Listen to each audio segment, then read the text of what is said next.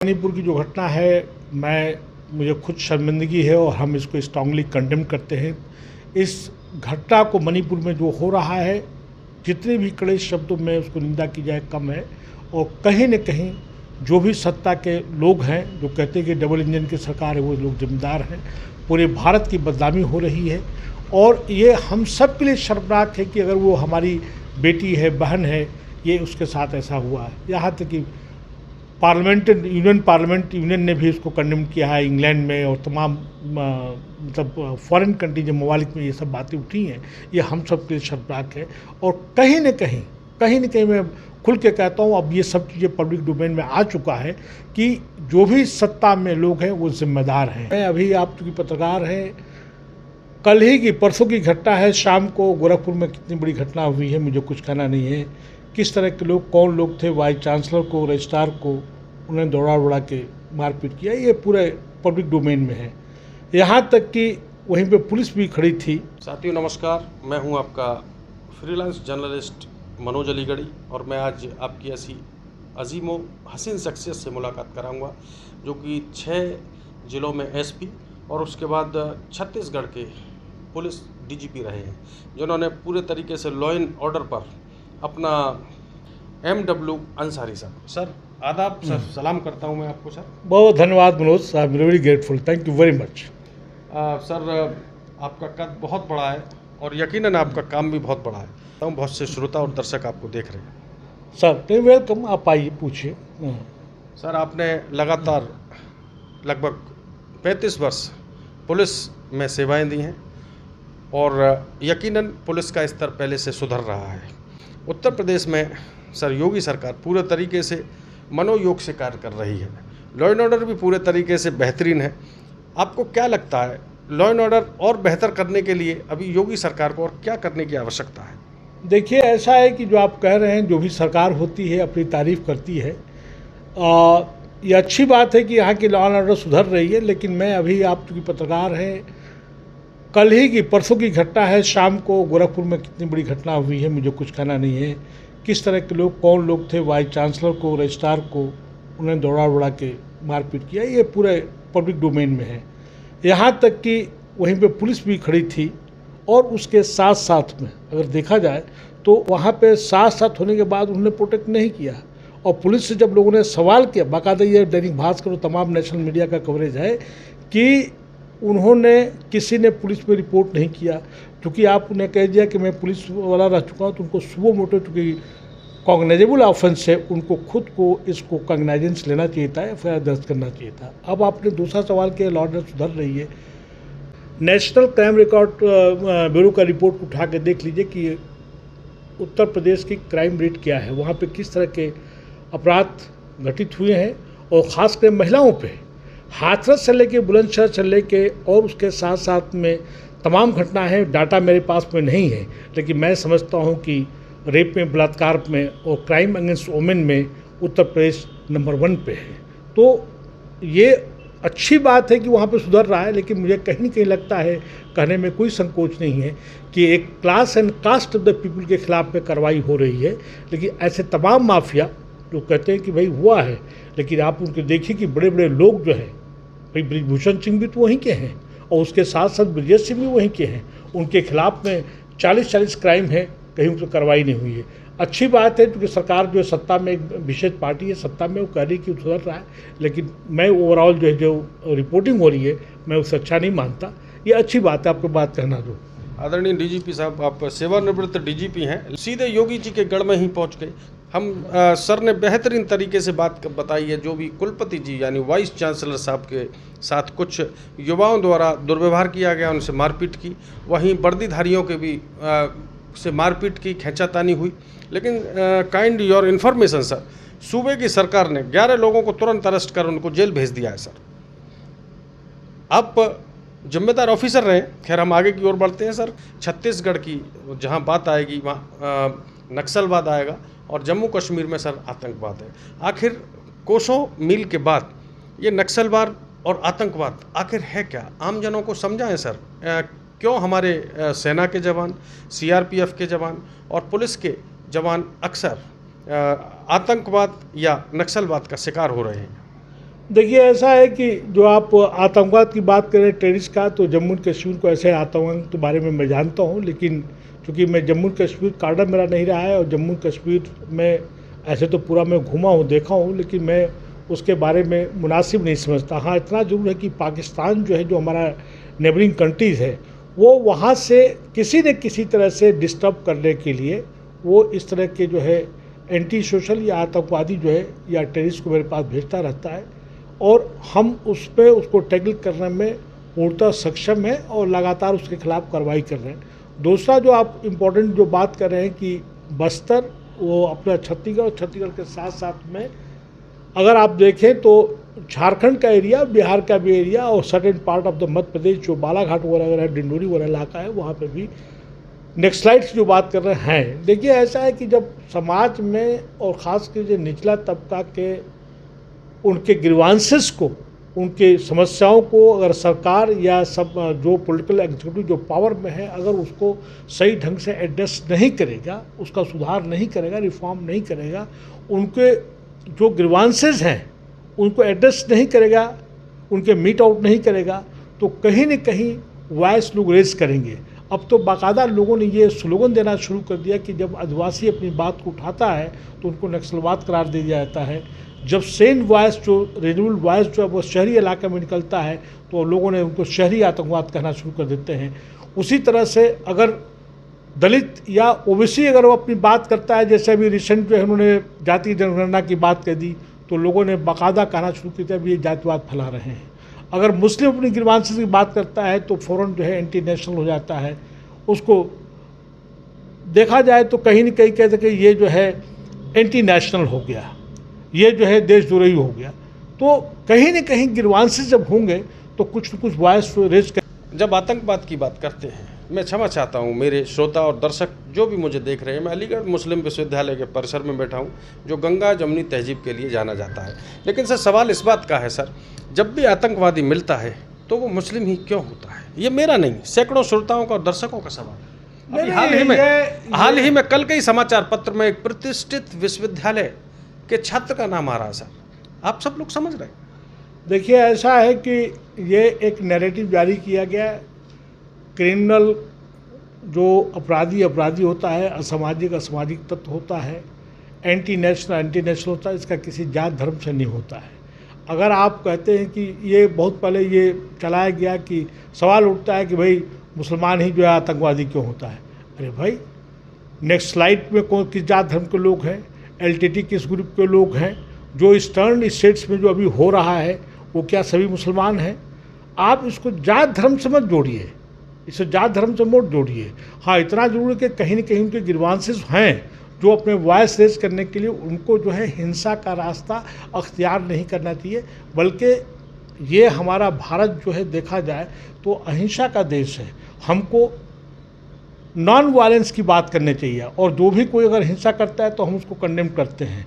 और आप जो ये सवाल कर रहा है कि कहीं न कहीं जो भी कोई ग्रीवांस होता है, तो अगर पॉलिटिकल पार्टी जो सत्ता में है अगर वो चीज़ उनको सूट नहीं करता है तो उसने अपने हिसाब से उसको टैग कर देता है। नक्सलवाद कहीं कह देगा, कहीं पे जो है आतंकवाद कह देगा, कहीं जातिवाद कह देगा, कहीं कुछ कह देगा। ये ऐसा नहीं है, ये जात धर्म से किसी भी हिंसा को जोड़ना मुनासिब नहीं है। क्रिमिनल्स का कोई जात धर्म नहीं है। सर, आपने बताया कि विरोधी पार्टी जो होती हैं वो दूसरी तरफ बॉल को ढकेल देती हैं, लेकिन मणिपुर, इम्फाल की अगर हम बात करें तो वहाँ पर सर लगभग 100 दिन से ऊपर हो चुके हैं, लगातार राइट्स हो रहे हैं। चूँकि पहली नज़र होगी, आप पुलिस के बड़े ऑफिसर रहे, और यहाँ तक बड़ी शर्म की बात है कि महिला, जहाँ डॉक्टर भीमराव अंबेडकर का जो संविधान से देश चलता है, वहाँ पर महिलाओं को निर्वस्त्र करके घुमाया जा रहा है, और सूबे के मुखिया और बहुत से राजनीतिक बड़े धुरंधरों को इसकी भनक तक नहीं है। आखिर ये किस लॉ एंड ऑर्डर की बात कर रहे हैं? देखिए, ऐसा है कि मणिपुर की जो घटना है, मुझे खुद शर्मिंदगी है और हम इसको स्ट्रांगली कंडेम करते हैं। इस घटना को मणिपुर में जो हो रहा है, जितने भी कड़े शब्दों में उसको निंदा की जाए कम है। और कहीं न कहीं जो भी सत्ता के लोग हैं जो कहते हैं कि डबल इंजन की सरकार है, वो लोग जिम्मेदार हैं। पूरे भारत की बदनामी हो रही है, और ये हम सब के लिए शर्मनाक है कि अगर वो हमारी बेटी है, बहन है, ये उसके साथ ऐसा हुआ है। यहाँ तक कि पार्लियामेंट यूनियन ने भी इसको कंडेम किया है इंग्लैंड में, और तमाम मतलब फॉरेन कंट्री जो ममालिक में ये सब बातें उठी हैं, ये हम सब के लिए शर्मनाक है। और कहीं न कहीं मैं खुल के कहता हूँ, अब ये सब चीज़ें पब्लिक डोमेन में आ चुका है कि जो भी सत्ता में लोग हैं वो जिम्मेदार हैं। आखिर क्या वजह है कि हम मणिपुर जो है संभाल नहीं पाए। आप जो है इंटरनेशनल वारफेयर यूक्रेन और रशिया को जाकर तुम शांति की बात करते हो, और आप जो है मणिपुर को नहीं बात करते हो। जिम्मेदार जो लोग सत्ता में हैं उन्होंने एक शब्द नहीं बोला है। उसको कंप्रोमाइज़ में तक कैसे में ठीक किए, जो कुकई और मैती ग्रुप है उनको कैसे लिया जाए। भाई आप वो सोचिए कि वो एक ग्रुप को वहाँ पे पूरा डिस्टर्ब कर दिया, पूरे मुल्क, पूरा हमारा भारत बदनाम हो रहा है। जो एक गांधी का लैंड है, अम्बेडकर का लैंड है, ये जो है अहिंसा का लैंड है, जहाँ से हम विश्वगुरु की बात कर रहे हैं, हम जहाँ पे बुद्ध की बात करने वाले लोग हैं, वहाँ पे ये सब हो रहा है। ये नहायत ही शर्मनाक है। और मैं बता दूं कि मुझे आपके माध्यम से कहने में कोई ये शर्म नहीं है कि पूरे के 2.5 महीने से ये ऊपर हो गया है, और उसके बाद भी जिम्मेदार लोग जो सत्ता में हैं उसको सेटल करने के लिए, कंप्रोमाइज़ करने, पीस लाने के लिए कोई एफर्ट नहीं किया। मैं आपके माध्यम से कहने की मैं कोई भी हिचक नहीं है। सर सैकड़ों मौत हो गई हैं, 65,000 से ज़्यादा परिवार इधर से उधर डिस्टर्ब हो चुके हैं, लेकिन सर गवर्नर साहब ने बड़ी नाराज़गी जाहिर की थी। उनका वीडियो बड़ा वायरल हो रहा था कि पुलिस प्रशासन कुछ नहीं कर रही। पुलिस क्या करेगी? सरकार आपकी है, सीएम आपके, पीएम आपके, तो पुलिस के जवान क्यों नहीं कार्रवाई करें? बिल्कुल सही कह रहे हैं आप, जो बात कह रहे हैं बिल्कुल सही कह रहे हैं कि वहाँ पे देखा जाए तो आपने खुद कहा डबल इंजन सरकार है। जो पार्टी जो सेंटर में है, केंद्र में है, वही पार्टी जो है मणिपुर में है, गवर्नर उनका है, पूरा पार्लियामेंट्री फोर्सेस हैं। जो इकदाम उठाए जाने चाहिए वो नहीं उठाए गए हैं, और कहीं न कहीं जो है मैं समझता हूँ कि केंद्र की सरकार और प्रदेश की सरकार जिम्मेदार है। जब से मोदी जी की मैंने सुना कि एक चाय बेचने वाला देश का प्रधानमंत्री बन गया, तो सच में सर मैंने चाय पीना प्रारंभ की, और 9 साल से लगातार प्रातः चाय पी रहा हूँ। सर मैं बड़ा मज़ा आता है चाय पीने में। कामयाबी मुझे मिले ना मिले, लेकिन चर्चाएं बहुत सुनने को मिलती हैं सर। बराबर में ही सर टेलीफोन एक्सचेंज की बिल्डिंग है सर, जो कि हमारा देश का बहुत ही, जब किसी के घर में टेलीफोन होता था, एक फ़ोन होता था और पूरे मोहल्ले के गांव के लोग वहीं पर बात किया करते थे। वो दिन हमें याद है। लेकिन सर धीमे धीमे जो बुलंद इमारतें थीं अब वो दरकती जा रही हैं और उनका स्टाफ ख़त्म होता चला जा रहा है। वहीं टेलीकॉम कंपनियां तेज़ी से आगे की ओर बढ़ रही हैं।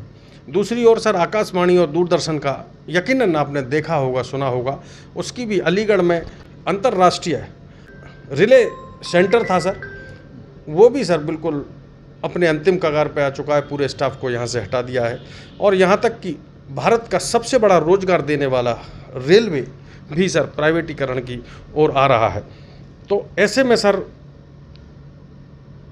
जो पुराने ऑफिसर थे, सरकारी लोग थे, उनकी पेंशन भी बंद हो रही है सर। इन तीनों चारों बातों से सर क्या आपका अनुभव कहता है?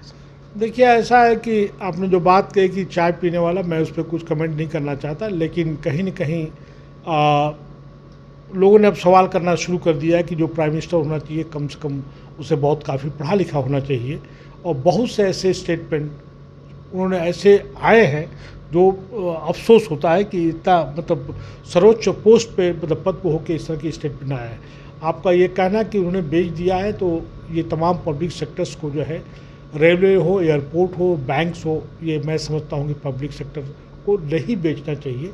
जो बहुत इम्पॉर्टेंट मैं आप ही के माध्यम से कह रहा हूँ, यहाँ तक कि हमारा एजुकेशन, शिक्षा और हेल्थ, स्वास्थ्य जो है प्राइवेट सेक्टर में चला गया, जा रहा है, ये भी नहीं होना चाहिए।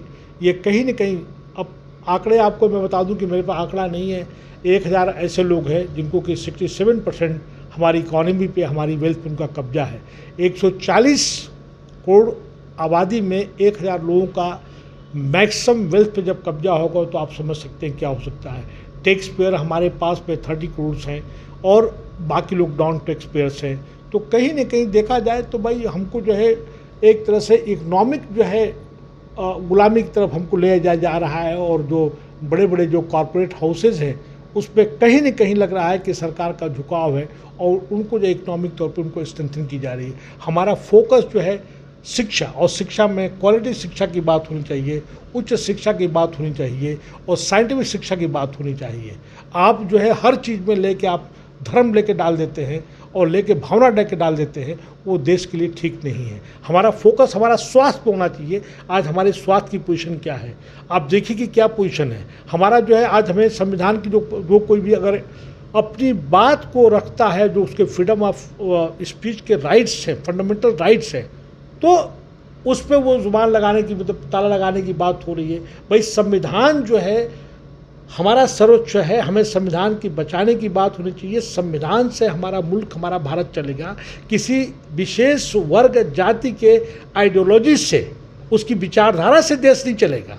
बाबा साहब ने जो हमें कॉन्स्टिट्यूशन, जो संविधान दिया, जिसको सबके भारतीय समाज, सभी भारत के लोगों ने मिलकर बनाया, भारत उससे चलेगा। जो आप बात कर रहे हैं कि देखिए, अब मैं उस पर कुछ करना नहीं चाहता, मैं कि भाई चाय पीता हूँ तो बड़ा लगता बन गया। देखिए, इस पर मुझे कुछ नहीं करना। मैं तो आपके माध्यम से ये कहना चाहता हूँ कि सर्वोच्च पद पे, बल्कि जो भी हमारा लेजिस्लेचर, जो भी हमारा जनप्रतिनिधि हो, वो हाईली क्वालिफाइड होना चाहिए, पढ़ा लिखा होना चाहिए। मैं आपके माध्यम से कहता हूं कि बाबा साहब की देन है कि आज देखिए कि कितने जो है SC ST, मुझे पूरे आंकड़े नहीं मालूम है, लेकिन कम से कम 131 जो है ADR की रिपोर्ट है कि वहाँ पे जो SC ST की जो पार्लियामेंटेरियंस है, वो अपनी जुबान नहीं खोलते, अपने गरीबों की वो बात नहीं रखते, वो उनके गिरवान से, उनके जुल्म जाति उससे बात नहीं रखते। मैं छत्तीसगढ़ में 90 सीट्स है, 90 सीट्स में से 39 जो है SC ST सीट्स है। वहाँ पे जाके देखिए कि वहाँ के जो जनप्रतिनिधि है SC ST, अपने इन गरीबों का SC ST की कितना बात रखते हैं। मध्य प्रदेश के अंदर जो है 82 जो है SC ST जो है हमारी सीट्स हैं। मध्य प्रदेश में अब तो ये बात उठने लगी कि मध्य प्रदेश, छत्तीसगढ़ में जहाँ पे हरिजन आदिवासियों का बाहुल्य है, वहाँ का मुख्यमंत्री जो है हरिजन आदिवासी होने चाहिए, उन्हीं के बीच का होना चाहिए, अप्रकाश नहीं होना चाहिए, या ऐसा व्यक्ति होना चाहिए जिसकी विचारधारा जो है भारतीय विचारधारा हो, बाबा साहब अम्बेडकर की विचारधारा हो, महात्मा गांधी की विचारधारा हो, न कि ऐसी विचारधारा हो जो किसी एक पर्टिकुलर स्कूल ऑफ थॉट्स, ऐसी आइडियोलॉजी जिसको कि हम आज विघटनकारी करते हैं, मतलब विस्फोटक करते हैं, डिस्ट्रक्टिव करते हैं, उन लोगों को नहीं होना चाहिए।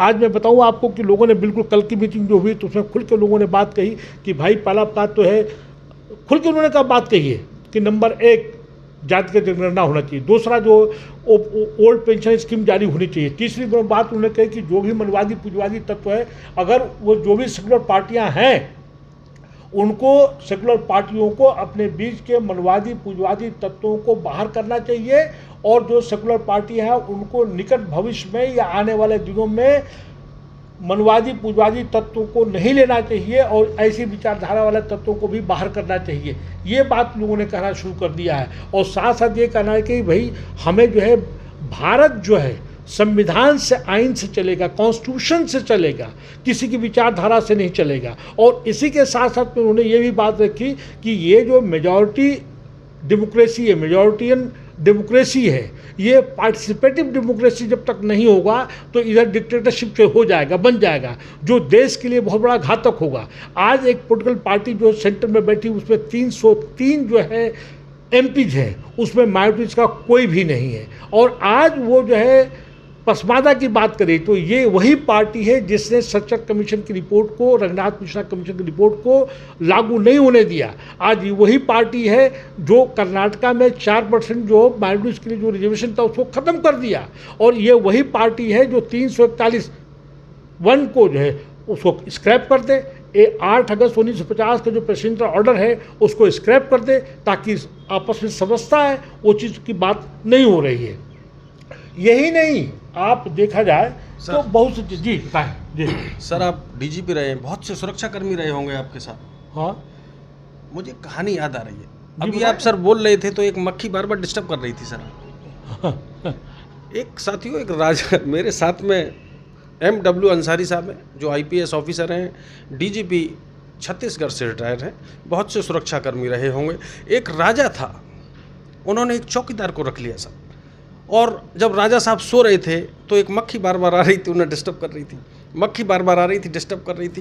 राजा साहब ने कह रखा था चौकीदार से कि भाई मुझे कोई डिस्टर्ब ना करे। सर, चौकीदार ने तलवार हाथ में ले ली, जैसे ही मक्खी राजा साहब की गर्दन पे आई, उन्होंने तलवार चला दी सर। तो सर ऐसी कहीं सुरक्षा तो नहीं चल रही देश में सर? वो देखिए ऐसा नेपाल है की बात कि हो, जम्मू कश्मीर की बात हो या छत्तीसगढ़ की आप बात जो बात कर रहे हैं, आपका कहानी स्टोरी जो है अपने आप में एक बहुत बड़ा मैसेज देता है, और आप ही के माध्यम से मैं समझता हूं कि जो भी दर्शक हैं उनको मैसेज मिल गया होगा। कुल मिला के मैं ये बात कहना चाहता हूं कि ऐसा व्यक्ति हर जगह पे होना चाहिए जो भारत को चला सके, भारत के लोगों को, भारत के वासियों की बात रख सके और सबको एक साथ बांध सके। ये भारत सबका है, भारत की साझी विरासत अगर आप उठा के देखिए, तमाम जो जितने भी संघर्ष हुए हैं आज़ादी के लिए, सब ने मिल के लड़ा है।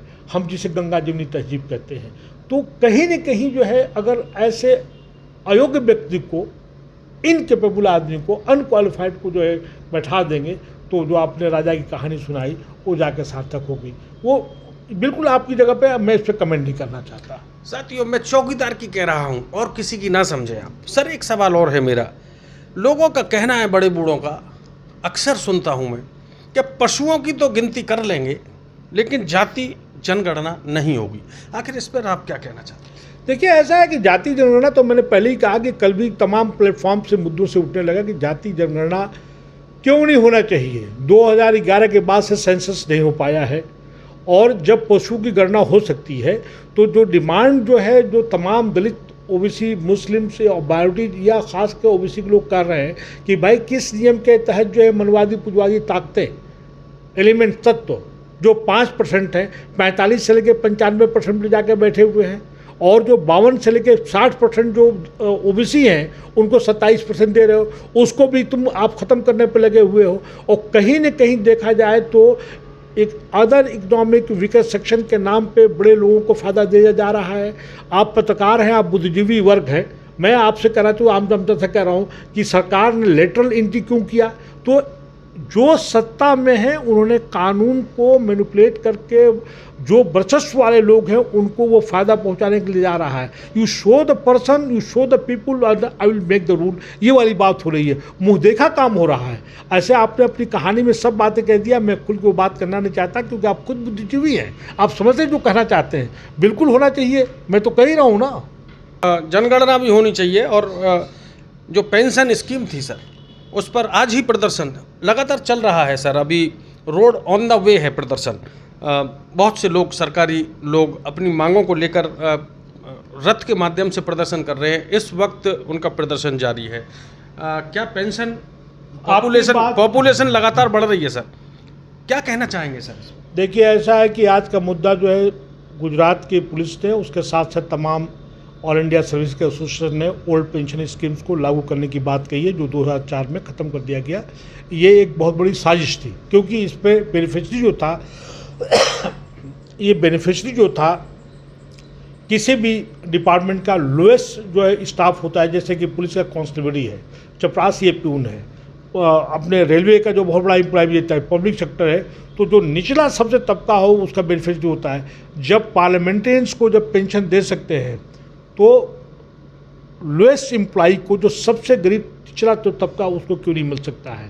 आप उसको देखिए, पार्लियामेंटेरियंस को 1-1, 3-3, 4-4, 5-5 मिला है पेंशन मिल रही है। और सिर्फ पंजाब, हम तो इसमें, हम पंजाब गवर्नमेंट की मैं तारीफ़ नहीं करता, लेकिन मिस्टर मान को मैं तारीफ़ करता हूँ कि उसने जो एक जो पार्लियामेंटेरियन था, जो वहाँ का एमएलए था, जो 4-4, 5-5 पेंशन लेता, उसने एक पेंशन की यूनिफॉर्म करने की बात कही।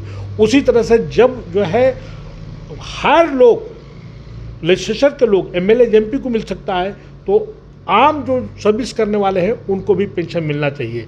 दूसरी आप जो बात कर रहे थे कि भाई ये जो जनगणना बिल्कुल होनी चाहिए, और वही नहीं बल्कि आपके माध्यम से कहना चाहते थे मिनिमम वेजेज जो फ्लक्चुएट करता है एज पर इन्फ्लेशन रेट के साथ, जो है हर साल या हर 6 महीने में रिवाइज होनी चाहिए। और किसानों के लिए साथ जो वो बार बार मांग कर रहे हैं मिनिमम सपोर्ट प्राइस एमएसपी, वो भी मिलना चाहिए। उनके साथ भी नाइंसाफ़ी हो रही है। जी सर एक बात और कहूँगा, कुछ लोग, मैं नहीं जानता वो कौन से लोग हैं, अक्सर वीडियो वायरल होते हैं, पेट्रोल चाहे 200 रुपये लीटर हो जाए, वोट हम वहीं पर देंगे। ऐसे लोगों को क्या कहेंगे सर? बेरोजगारी लगातार बढ़ रही है सर, छात्रों की फीस डबल कर दी है। उसको देखते हुए हर विश्वविद्यालय पर कल यहाँ से 150 मीटर की दूरी पर ही कुलपति साहब का घेराव हुआ, उनके साथ भी दुर्व्यवहार की खबर है, आज फ्रंट पेज की खबर है। क्या कहेंगे सर युवाओं के लिए?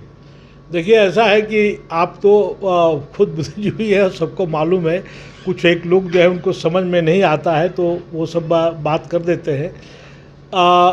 कहीं न कहीं जो कहलाता है कि भाई जो है वो नैरेटिव या इनके आईटी सेल या गोदी मीडिया के लोग इस तरह का दुष्प्रचार कर रहे हैं, ये सब अब जग जाहिर हो चुका है, एक्सपोज हो चुका है। आज के डेट में किसी को न मस्जिद चाहिए, न मंदिर चाहिए, न गुरुद्वारा चाहिए। भाई हमको जो है हॉस्पिटल दे दो, हमारे बच्चों को शिक्षा दे दो, और शिक्षा में वो क्वालिटी शिक्षा दो, हायर एजुकेशन जो जिससे हम तरक्की कर सकें। आप जो कहना चाहते हो आप समझ गए होंगे। आप पेट्रोल जब दाम बढ़ेगा तो जाहिर सी बात उससे लिंक तमाम चीज़ें, ट्रांसपोर्ट बढ़ेगा, जब सभी चीज़ें बढ़ जाएंगी। भाई उससे सब चीज़ें जुड़ी हुई हैं। पेट्रोल से जो है हमारी इकॉनमी जुड़ी हुई है ना भाई। ट्रांसपोर्ट बढ़ेगा, आना जाना होगा, ट्रांसपोर्ट पर प्रभाव पड़ेगा तो दाम तो बढ़ेगा। लोगों में तबाही मची हुई है। आप देख लीजिए टमाटर के नाम क्या है, सब्जी के नाम पे क्या हो गया है। और जो आपने फीस की बात कही, गरीब तबका कैसे जाएगा। कलेक्ट्रेट डेट जो है, मुझे उत्तर प्रदेश के बारे में नहीं मालूम, लेकिन हम मध्य प्रदेश बता सकता हूँ मैं कि एक एम्प्लॉई को जो BCom किया MCom किया उसको 8,500 से लेकर 12,000 रुपये मिलता है।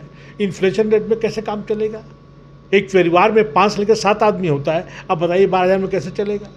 तो साथियों, हमारे साथ थे MW अंसारी साहब, IPS ऑफिसर। आपने अंदाज देखा होगा, एकदम लॉइन के अंदाज में सर ने पूरे तरीके से अपनी बात को की है।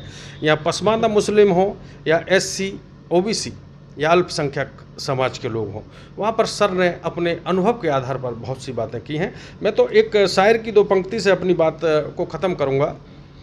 छोड़ो कल की बातें, कल की बात पुरानी, नए दौर में लिखेंगे हम मिलकर नई कहानी। बहुत बहुत धन्यवाद। जय हिंद, जय भीम, जय भारत। Thank you.